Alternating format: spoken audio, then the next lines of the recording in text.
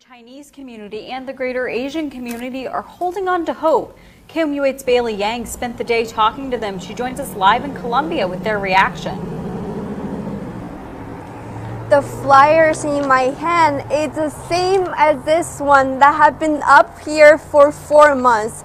I talked to some of the local business in the morning and the spokesperson tell me they're not ready to take the flyer down until they hear good news. 4 months after Meng Qiji went missing. Yeah, I pray for Meng Qi every day when we come in.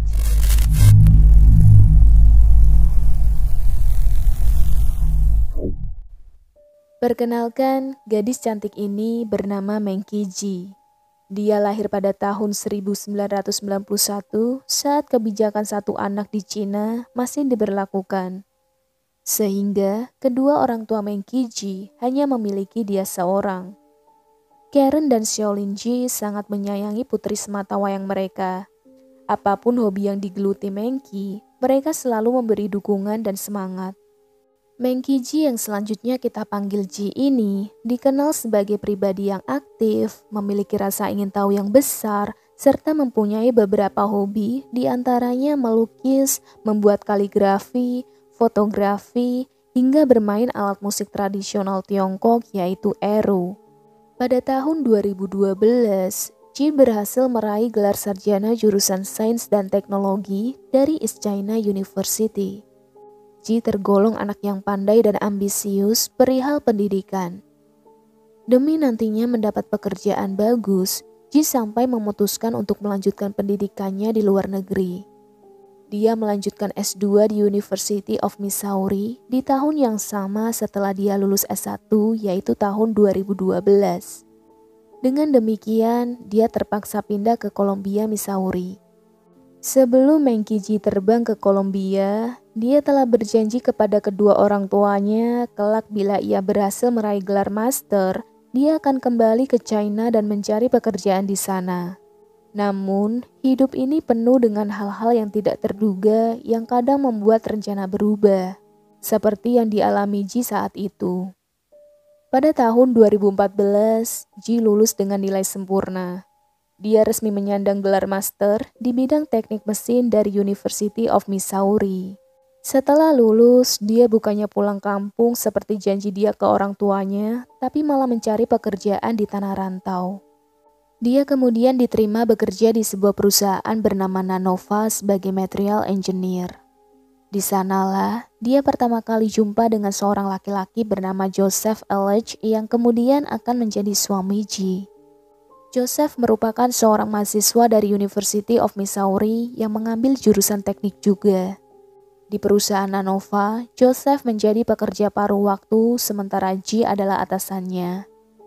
Karena sering bertemu, mereka cinlok lalu berpacaran dan akhirnya memutuskan menikah pada tanggal 22 September tahun 2017. 1 tahun kemudian, mereka dikaruniai seorang putri. Meski jarak memisahkan Ji dan kedua orang tuanya, tetapi komunikasi dan kedekatan mereka tidak terputus. Walaupun orang tua Ji sempat kecewa atas keputusan yang diambil putrinya untuk menetap di Columbia, namun Karen dan Xiaolin selalu mendukung putri mereka dengan sepenuh hati. Agar merasa dekat dan mengobati rasa rindu, setiap hari orang tua Ji menelpon putrinya untuk menanyakan kabar atau aktivitas Ji di sana. Sampai pada tanggal 8 Oktober tahun 2019, Karen sang ibu merasa khawatir sebab putrinya tidak dapat dihubungi. Panggilan telepon yang selama ini tidak pernah diabaikan membuat Karen curiga takut terjadi apa-apa dengan putri sematawayangnya.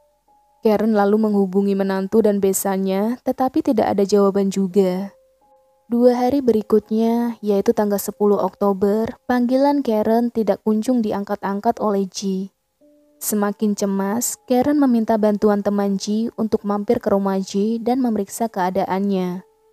Setibanya di rumah Ji yang berlokasi di blok 2600 Eastwood Drive, teman Ji itu langsung menghubungi Karen melalui obrolan video. Dalam panggilan video yang berlangsung pukul 9 pagi tersebut, Joseph memberitahu mertuanya bahwa Ji telah menghilang 2 hari lalu. Hal ini tentunya membuat siapa saja berpikir curiga terhadap Joseph. Mengapa dia tidak memberitahu mertuanya kalau Ji menghilang 2 hari lalu? Udah gitu, kenapa dia tidak mau menjawab telepon Karen selama berhari-hari? Hari itu juga pukul 3:30 sore, Joseph baru melapor ke polisi tentang hilangnya Meng Qiji. Joseph mengatakan kepada pihak berwenang bahwa terakhir kali dia melihat istrinya di rumah mereka pukul 11:30 malam di tanggal 8 Oktober. Keesokan harinya ketika dia bangun, tiba-tiba istrinya sudah tidak ada. Ji diduga pergi meninggalkan Joseph dan putrinya begitu aja. Namun anehnya barang-barang pribadi Ji seperti ponsel, paspor, serta baju itu masih ada utuh berada di rumah mereka. Awalnya Joseph berpikir mungkin saja Ji keluar karena ada keperluan mendesak, sehingga dia tidak melaporkan kasus hilangnya Ji lebih awal. Kemudian tanggal 11 Oktober, ibunya Joseph yaitu Jean Elledge baru membalas panggilan dari orang tua Ji. Dia memberitahu besannya kalau ponsel dia mati selama 2 hari. Oleh sebab itulah ibu Joseph baru bisa merespon telepon mereka. Seminggu usai Ji dilaporkan menghilang, komunitas orang China dan Asia yang ada di Kolombia turut membantu mencari Ji dengan menyebarkan pamflet di seluruh sudut kota Kolombia. Selanjutnya tanggal 15 Oktober, Joseph diwawancarai oleh tim dari media KRCG 13. Dalam sesi wawancara tersebut, gelagat Joseph terlihat sangat janggal. Apalagi saat dia ditanyai tentang mengapa dirinya tidak langsung membuat laporan setelah tahu istrinya menghilang. Di situ dia tidak dapat memberikan jawaban yang masuk akal, bahkan terlihat sekali dari raut wajah Joseph, dia nampaknya kewalahan dengan segala pertanyaan wartawan mengenai kasus hilangnya Ji. Okay. So, what do you think about the fact that she left behind her wallet and everything? I mean, not her wallet, her passport and her phone. So that stuff is very weird to me. I know she was talking to somebody else on the side, and I didn't know that until after she had left. But whatever she's doing, I just hope she's safe, and I really hope that she can, find herself and come back to me and Anna. I think she's just confused and maybe scared. And I don't know if she felt alone, but I just really want her to come back. And it does worry me that she doesn't have any of that stuff. I just hope that she's safe. I hope that she's at least with somebody who cares for her, enough to keep her safe. And now a lot of people have been asking, like from what we got from the police report, you reported her missing at 5:45. Yeah, I really didn't know where she could have gone. She was supposed to meet somebody in the morning, and I didn't know who else she was going to meet, what else she was going to do. It was really weird that she didn't take her phone and everything like that, but I don't know, all that stuff. So of course I wasn't able to contact her, and even though I tried at the end of the night, but I just don't know. I really don't know. Bagian yang paling mencurigakan saat Joseph diwawancara ialah dia sama sekali tidak merasa bersedih atas kehilangan istrinya. Dia justru menebar senyum dan tawa sepanjang wawancara dan sesekali terlihat gugup. Hal ini nampak jelas dari ekspresi wajah serta kedutan berkali-kali pada bagian alis kirinya. Kedutan alisnya yang tak terkendali itu bisa jadi indikator ketidakjujuran. Yang jelas, hasil sesi wawancara tersebut menimbulkan kecurigaan besar kepadanya. Ditambah lagi, menurut pengakuan Karen, dia mengatakan kepada polisi bahwa Joseph adalah tipe suami yang suka mengontrol kehidupan istrinya. Dia bahkan melarang Ji bersosialisasi, padahal dulu semasa lajang, Ji terkenal aktif di berbagai kegiatan sosial.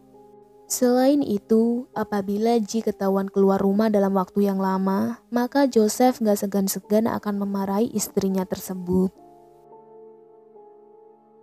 10 hari berlalu, Meng Qiji tak kunjung ditemukan. Salah satu teman dekat Ji yang melihat keanehan suami Ji tersebut, mengingatkan dia akan cerita Ji beberapa waktu silam sebelum menghilang.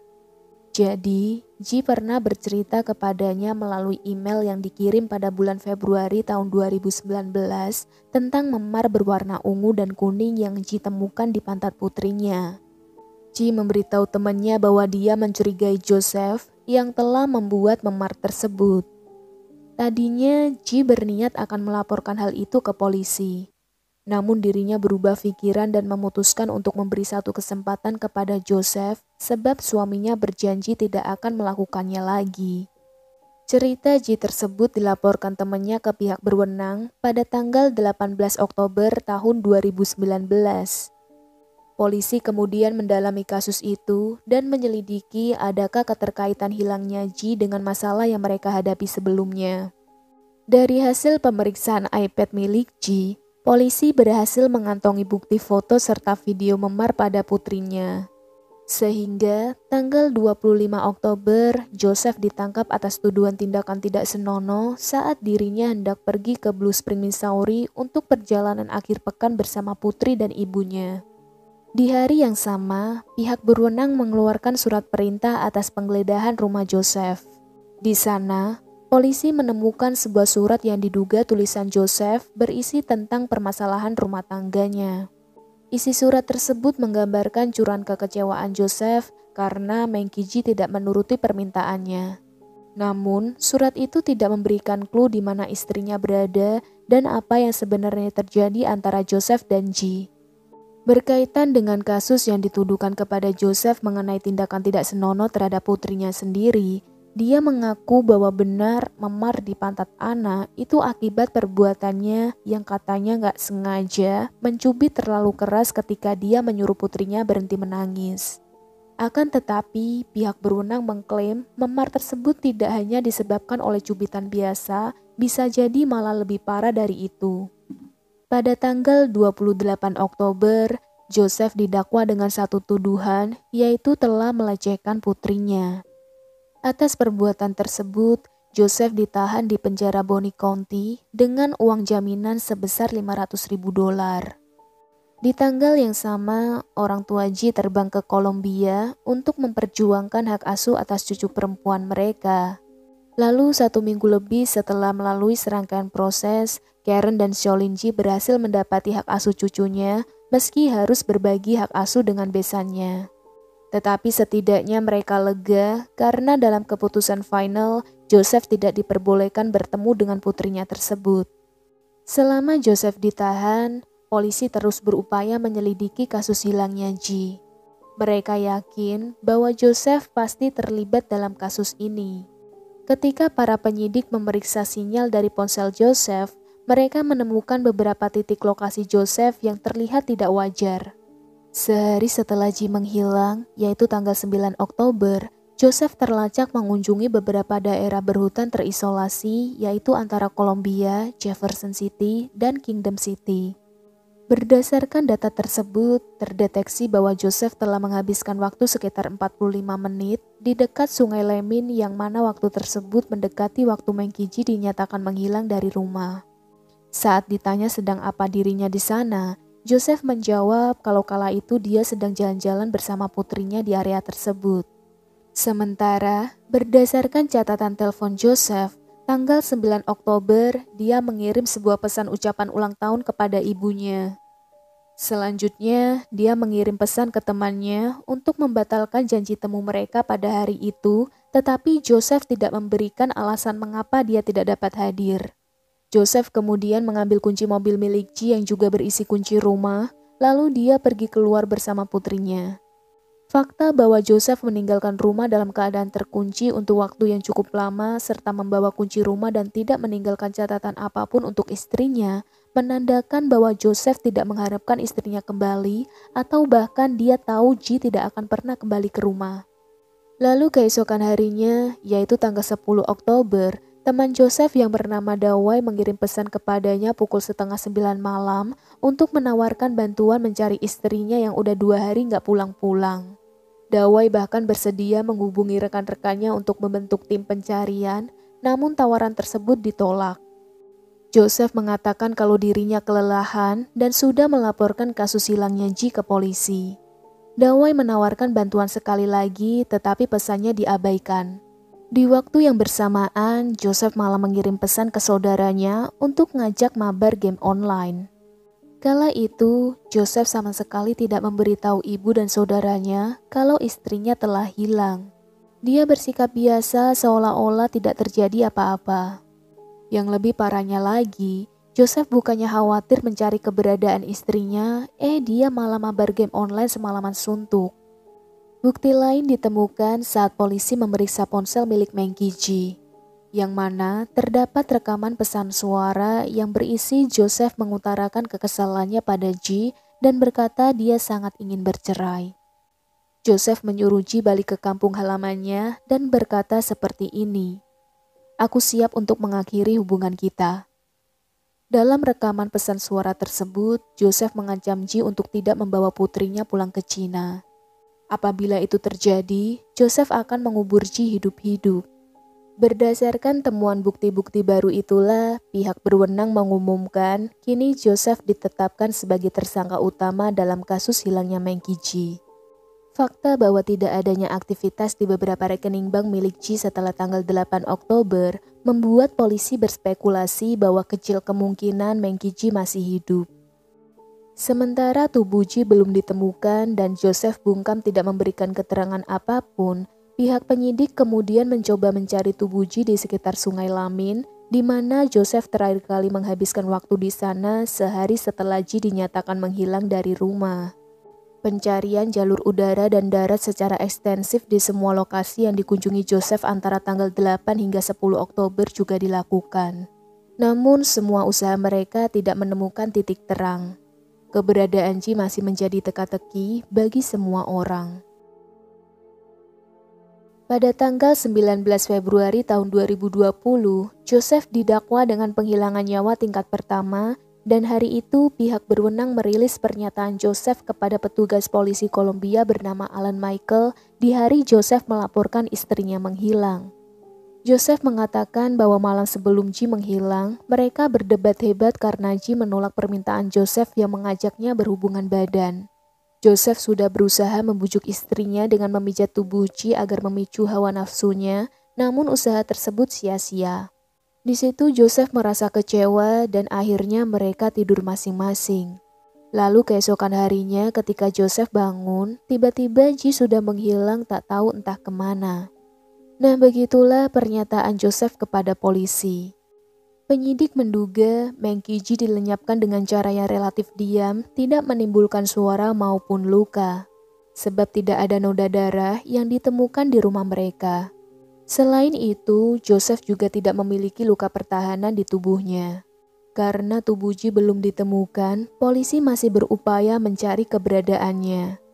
Pencarian tadinya sempat dihentikan sementara pada Juni tahun 2020, tetapi kemudian dilanjutkan kembali pada bulan Oktober tahun 2020 dalam rangka mengenang 1 tahun hilangnya Meng Qiji. Hingga hampir 3 tahun lamanya, keberadaan Ji masih menjadi misteri. Sampai pada akhirnya suatu hari di tanggal 25 Maret tahun 2021, seorang pejalan kaki menemukan sisa-sisa kerangka manusia di Rock Bridge Memorial State Park yang berjarak 30 kaki dari jalan besar. Walaupun jenazah tersebut belum diidentifikasi, tetapi polisi merasa yakin bahwa tubuh itu milik Meng Qiji.